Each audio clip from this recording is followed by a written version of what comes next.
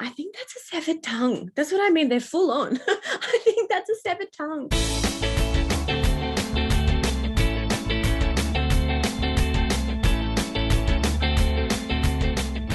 Hey guys, Janelle Bridge here. Today I want to talk to you about Oracle cards. I'm going to go through my top 3 decks, the ones that I'm loving using at the moment. And I do cycle through, I do chop and change a little bit depending on what I'm drawn to. Sometimes a particular client, I'll be reading for them and I'll think, I'm drawn to these cards. I use my cards in a different way to most. I like to use them at the end of a reading. Reason being, I like to bring through anything, I guess, that the spirit world wants to bring through first of all. And then I like to use cards at the end to reiterate the messages that have already come through. So I feel that some clients can kind of be on the back foot. If you pull out the cards straight away, they think, did you just read from the cards the whole time? Did you make a reading come from the cards kind of thing? Whereas for me, I like to get that guidance to bring it on through. And you'll notice whenever I talk about spiritual stuff, I'm always leaning to my left and I'm always pulling in from my left side.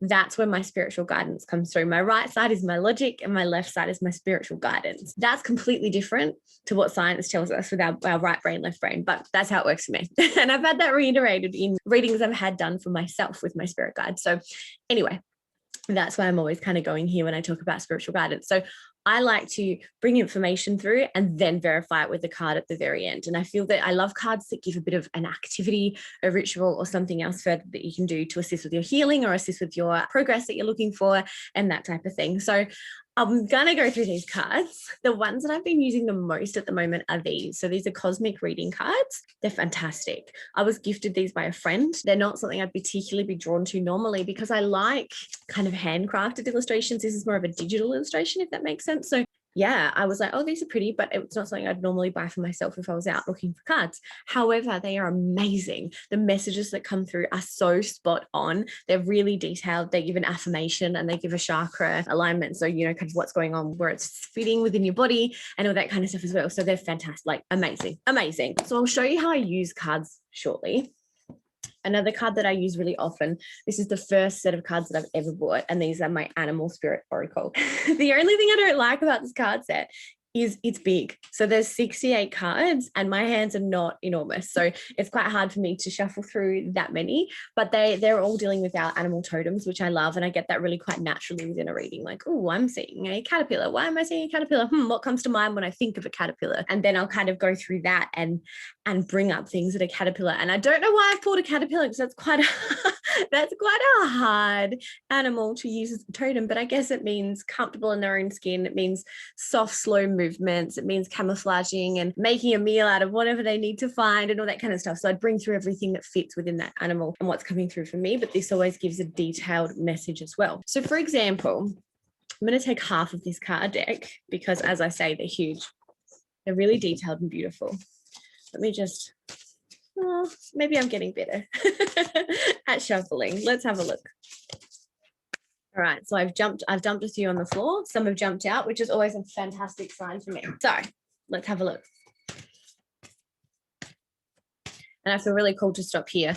It's that simple. Set your intention to pull a card for a certain person, shuffle, shuffle, shuffle. Some might fall out on the floor. It might be 1 or 2. If that was the case, I'd say they're your cards that you need to utilize. Otherwise, I'd say take that as a bunch, shuffle, and stop where you feel called to stop kind of thing.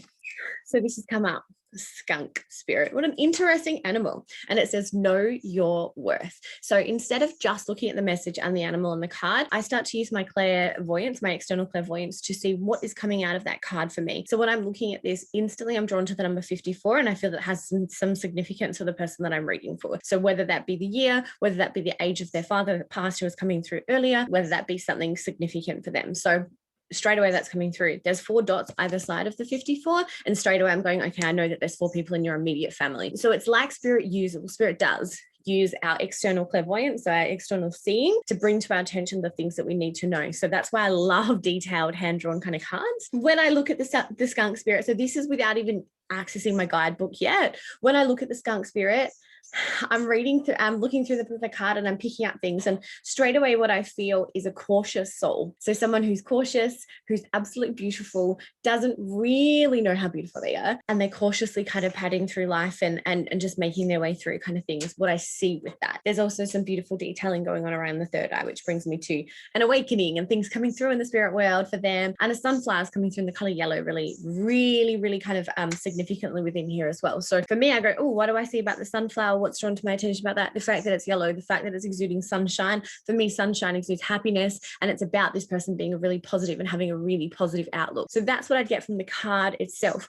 Clients love the description in the guidebook as well. So I like to do that as I guess a take home kind of thing. So if we're looking at this card, we want to go to number 54.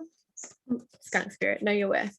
And so there'll be a card message that goes along with that. And I won't read it to you, I don't want to bore you, but there's an oracle message and there's a protection message as well. So it's really fantastic to give them something to take away. So I'll say, oh, take a photo of your phone and take it with you and read over through it. So these cards are really quite beautiful to pick out things with your clairvoyance, external clairvoyance, and to see what's coming through for you. So they feel fantastic. I love them. And these were my first ever card deck. So they're quite sentimental for me. I want to show you these guys. So as I said, they were purchased for me from a really beautiful friend of mine who I hold so dear. And as I said, they weren't something that I'd normally go for, but I did. So I set my intention to pull a card from this deck. Again, shuffle. I'm not a fantastic shuffler. You don't need to be. It really doesn't matter. Some people throw them on the table and smush them around and then pick one up. Did you see that one kind of wanted to jump at me? So let's have a look at that. So surrender. So when I look at this card and I use my external clairvoyance, I'm looking at that. I'm immediately drawn to the water and the moonlight. So for me, I'm going, you're drawn to the water. The water is calling you. The water is a place of cleansing, resetting your emotions, but I'm also drawn to the moonlight, and it is a new moon today. So I'm feeling, oh, spend your new moon on the beach, manifesting under the moonlight kind of thing. So that's what's coming to my attention with my external clairvoyance from this card. I'm also seeing the head tilt to the moon and feeling the power of the moon and the refreshments and all that kind of stuff as well coming through. I feel that this is a reading for me. I'm reading for myself right now. The beautiful stars, the power of the universe. I'm seeing the moon in the background there, and I'm seeing the rays of the moon, or the beams of moon beams, I guess we'd want to call them, wouldn't we? The moon beams coming through and just highlighting her face, and she's kind of just drinking in the energy from the beautiful moon. So love it. Surrender. All right, so then I'd go to the guidebook and I'd have a look at the guidebook too.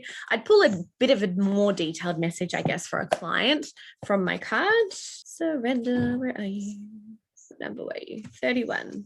So with these beautiful cards, they have a message, they have a quote, they have an affirmation, and they have a chakra alignment. So surrender of what is, let go of what it was, and have faith in what will be. And there's a beautiful description about the cycles of life and letting go and all that kind of stuff in here as well. The affirmation is, I surrender to this moment and I trust in the great spirit to guide my way. And the associated chakra with that is the solar plexus. So generally we will have found in a reading, when I've read for someone, I'll be picking up areas of their body where the energy is kind of stagnant, or where they're getting aches and pains, or where something is residing within them. And then most times it will align with the beautiful card as well. So it's a really amazing way to give a take-home message. And I feel that the affirmation is a fantastic, almost activity, really, isn't it? An activity to bring home and be able to repeat, whether you write that, however you find that kind of resonates with you, whether that's through a meditation, you can record it on your own phone as a voice memo. You could actually record, and I have done for clients, when I've pulled a card and just gone, this is you, this is what you need to hear right now. I've actually recorded as a little voice memo for them on their phone as a guided meditation, just as affirmations in their mind, just to listen to and repeat over and allow that to sink in. So love, highly recommend these guys. Amazing. So my animal spirit cards were from Booktopia. They were just, I love Booktopia. These were from Oz Crystals in Ravenhall. I know that's when my friend picked them up. And Lucky Last and the most powerful. So I don't use these all the time because they are very deep and I love them. So I will talk to you one day about my, I was going to say my affiliation with Mother Kali, but I feel that's probably taking too much credit. I've had some visualizations and amazing experiences with Mother Kali, and she's fantastic and she's a badass and I bloody love it. So when I saw these cards, I went, yes, yes, yes. And I bought them, but they are quite deep. So everyone can relate to these guys. You know, you don't need to have any spiritual understanding. You don't need to be willing to go deep to pick up the messages, you know, within this. With this is the big guns. Like, this is pulling out the big guns. This is, oh, we need a deep reading today. We need to go deep. Some of the drawings, like, I'm like, oh, that's a bit creepy. But the messages are always really ferocious and really transformational and transcending and just boom, like, wow, that's full on. The details in the guidebook are incredible. It's a very, very, very detailed messages through the guidebook. So again, shuffling. I'm setting my intention to bring forth a card that's going to be easy to explain to you, with its easy take home message as well. So I want to stop on those three. I'm not going to pull three because they're much too detailed within this deck, and I'm going to drop them and throw them on the floor. That's what I just did then. So let's have a bit of a shuffle and see. Yep, you don't want to go back in the card. Okay, awesome. This probably isn't the most detailed card. There we go. Oh, that's a better lighting. Let me show you another one too. Boom. Absolutely stunning. Absolutely stunning, these cards and the illustrations on the cards. So again, I'd be using my external clairvoyance within these cards, and I'd be going, okay, so what's coming through from that? I think that's a severed tongue. That's what I mean. They're full on. I think that's a severed tongue, and there's blood coming up there. There's also some beautiful prayer beads.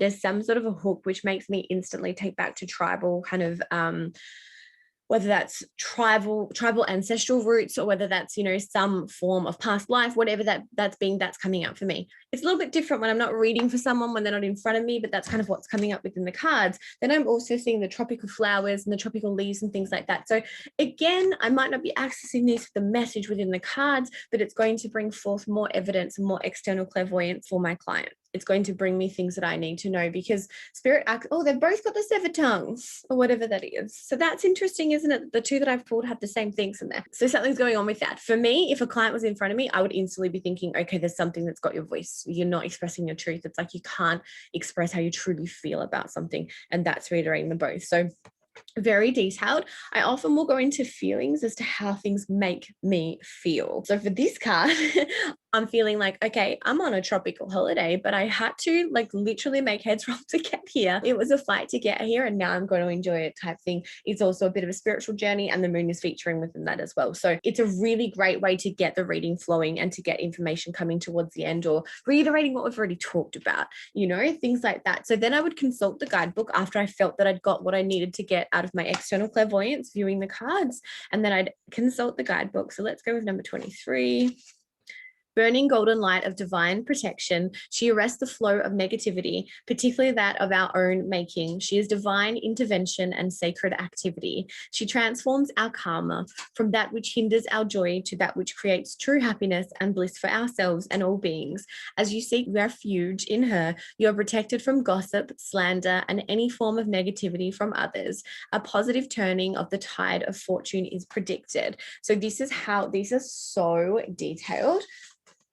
There's pages and pages of information on just one card. So they come with rituals to invoke the Divine Mother Kali, and they also come with a bit of a ritual to do. So to hold your hand over your heart and to say certain words, just to really invoke that spirit and to invoke that for those feelings of protections and warrior to come forth within what you're doing. And it's just amazing. And this is about speech. So the tongue is a symbol of speech. Speech is a sound expressed with intention. Sound is a creative power. So it's talking about, finding that and bringing that forth. And it's coming through that she's protecting you from the slander and the negative words of others. So maybe it's to do with cutting off tongues that are talking shit. I don't know. So generally, nothing is ever random. Nothing ever comes through for no reason. Things are always pointed out for a reason. Yourself or the client might not know the reason at the time, if that makes sense. So they might not be able to resonate, and then they might go home and something might pop up and they go, boom, that's what it is. So just incredible illustrations, deep, moving, warrior-esque, if that's a word, is what I want to say, is what these are. And I'm throwing them on the floor, and I feel that I'm going to be judged by Carly for allowing her beautiful cards to come on the floor. But they're just incredible, absolutely incredible, and I love them. So as I say, I call them the big guns. These are the big guns. These are we're going deep, we're giving you some work to do, we're invoking someone to work with you on your behalf kind of thing. These guys are much lighter. They're much lighter, and these are they're deep, but they're very, very easily explainable, and they're easy to take in. So if a client was to come who'd never had a reading before, who wasn't really in touch with their spiritual side, these are perfect. If I have a client who needs that guidance, who's willing to go deep, who's willing to kind of get in there and do that healing, I'm going with these guys. I'm going with Mother Kali, the badass. So there's no right or wrong way to choose oracle cards. I'm just looking at my stash now. I have so many. I've ordered another set over the weekend from from Booktopia. And it's really about what you're drawn to, because you have to like looking at them. You have to feel something when you're looking at the illustrations. So for me, I love detailed artwork. I love the thoughts behind the artwork. I love when the warrior princess in these photos has, or in these illustrations has, the beautiful steely eyes, and I can get something from her eyes. I can get something from her aura, her energy, and that type of thing as well. So details are amazing. They're fantastic. And, you know, we can use them. This is just a tool. So cards aren't magical. Our intuition is magical and we all have it. It's not just a psychic that has amazing intuition. We all have it. We have to trust it. The way that I describe it is it's like a fire. So if we fuel the fire burns brighter. It's very subtle, our intuition. It's not a huge burning boom. There's someone here that I'm speaking to. It's a gentle, subtle nudge. And as we give in and as we trust our intuition and we give way, we let logic go in that moment, then it burns like a fire. So imagine a flame, and if we're going to pop some fuel onto that flame, it's going to burn bigger and brighter and stronger. If we're not going to believe our gut feels and our intuition, then we're going to stifle that flame, or we're going to keep it small. So it's going to always remain as small as it ever was. So we have to start to trust. And all these cards do is give you tools and things to utilize what you already have and that intention that you already have. So again, it's like, what am I seeing? And Spirit will often use, and I didn't want this to turn into a big teaching tool, but Spirit will often use our mind and our own database of memories to show us things. However, this is kind of a similar thing, but we're accessing that within the illustration and the card. So I hope this has been helpful. Please leave me a comment if it has been. I'm throwing cards everywhere. Booktopia, your best friend, jump on. This is not sponsored. I just bloody love Booktopia. So if they'd like to come on board, I am down for that. But yeah, fantastic. Just jump on, give it a go. You can feel free to message me, touch base, and let me know if this has been helpful. Bye.